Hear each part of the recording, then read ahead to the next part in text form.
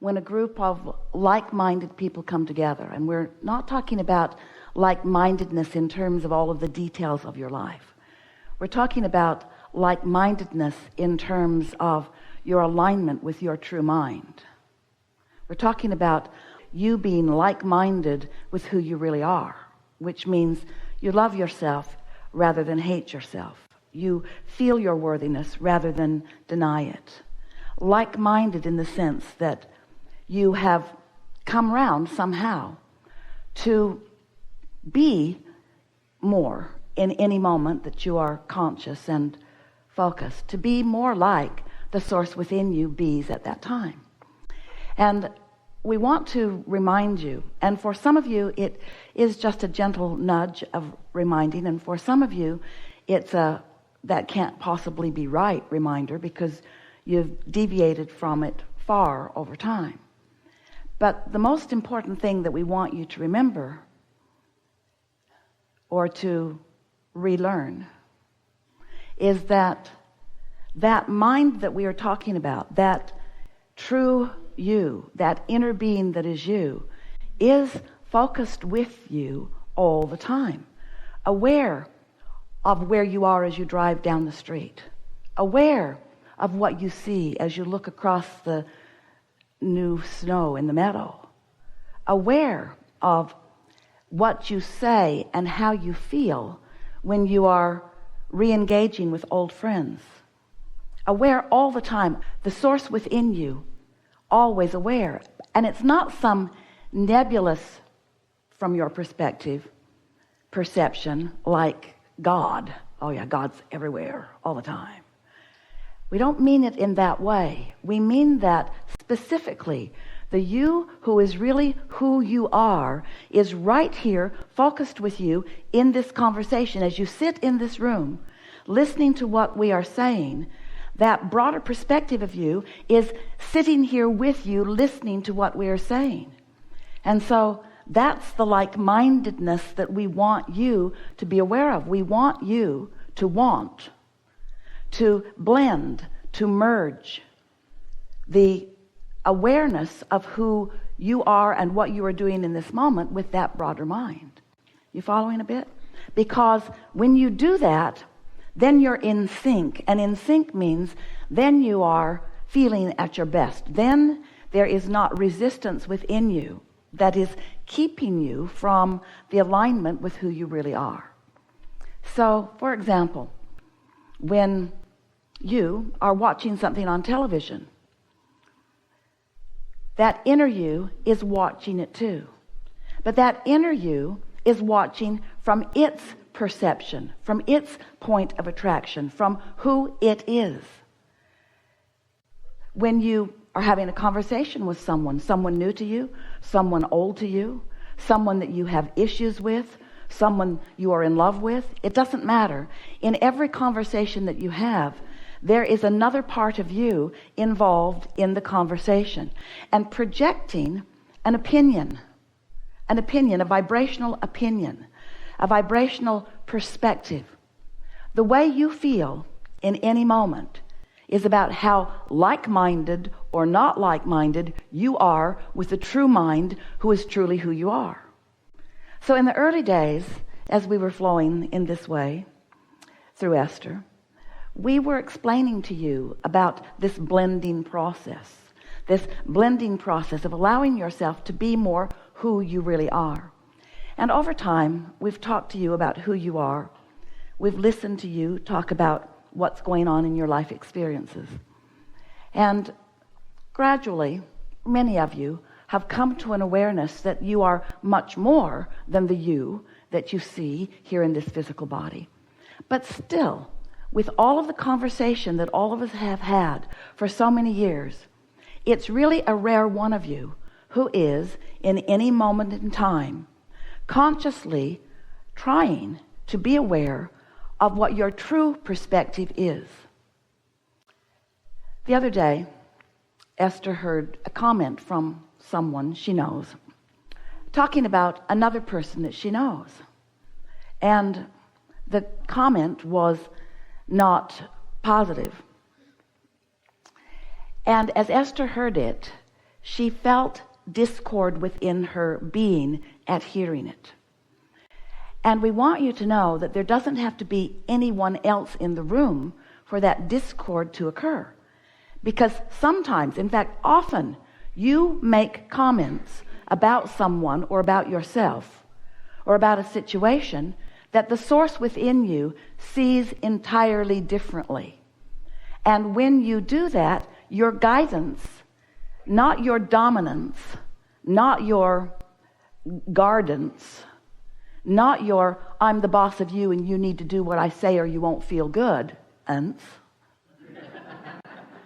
just this perspective of all that you have evolved to, of the pure love that you really are, is always right there for you to feel the emotional gauge about.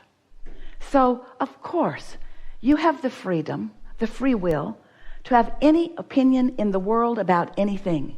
You get to choose what you focus on, and you get to choose what stance you take about it. But we just want you to remember from this point forward, or to relearn now as we are having these conversations together over these days. We want you to remember that that guidance, that perspective, that awareness, that non-physical opinion, that beingness will never be taken out of your mix. You will never cease to be who you are. Now, that's the nice way of us saying to you, if you want to feel good, you kind of got to line up with who you really are. Because you can think any thoughts that you want about anything that you want, but you're going to feel whether it resonates or whether it doesn't. So, when you listen to a commentary on television about the ill fate of the world and you feel fear, what's that fear mean? Your inner being has a different perspective, and it's pretty far off from the one you just heard on television, and that's why you have such a strong feeling of discord in your body. So this guidance system is there for you all the time to let you know whether you're picking up the track from where you really are and moving forward, or whether you are stalled out in some resistant stance that is preventing you from feeling the fullness of who you are and moving forward.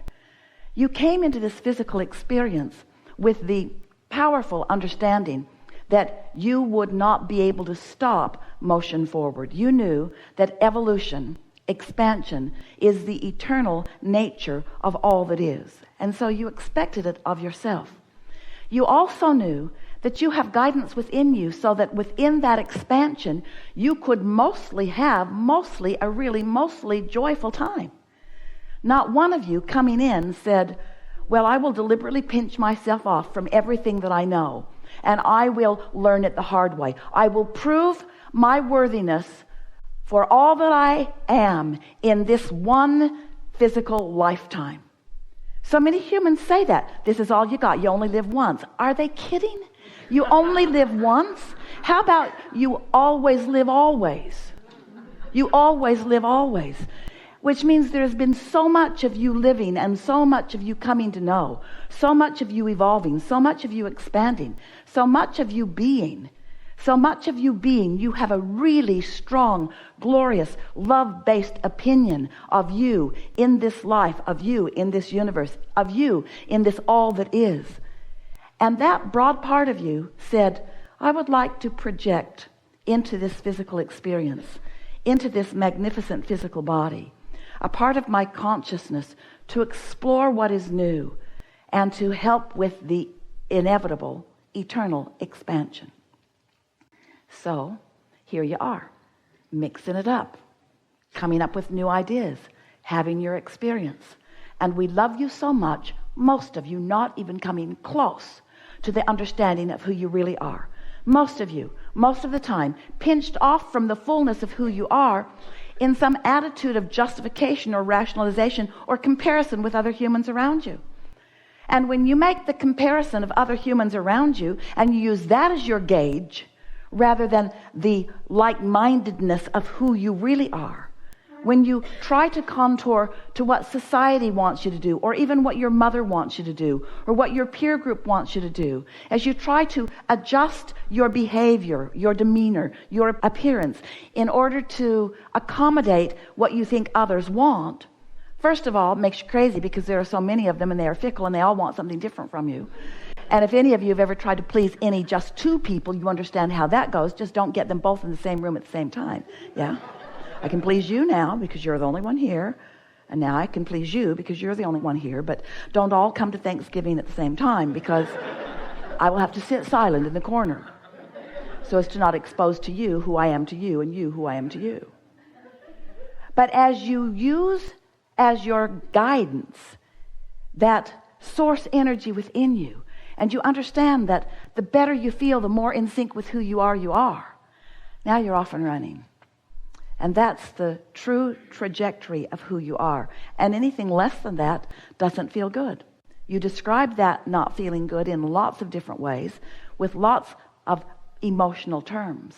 But what it really comes down to is, if you don't feel good, you're not like-minded with who you really are. And therefore, you are the personality, you sitting in this chair, you in this physical body, you speaking the words or you thinking the thought. You are experiencing a diminished experience. Diminished in comparison with what? Diminished in comparison with the experience that the source within you is having in exactly the same moment. The source within you knows your value all the time. And when you don't, source doesn't go along with you. Oh yeah, you're right. You've convinced us. You are worthless. Source doesn't go along with that. And in fact, the proof to you the source didn't go along with it is the negative emotion you feel when you get down on yourself. Source will not side with you in your negative emotion about any other person either. And the proof to you about that is the negative emotion that you feel when you are in that mode of criticism of someone else. You see what we're getting at? So, like-mindedness, alignment with who you really are, being a pure extension, that pure love of self, pure worthiness, pure expectation of lovely things. That's who you really are. Your inner being is so optimistic that it makes you, by comparison, a pessimistic person. Because your inner being knows fully what you are capable of and expects it constantly, never deviates. You can't be pessimistic enough to convince your inner being of such. Your inner being loves you so much. Your inner being loves others so much that when you don't, you feel that.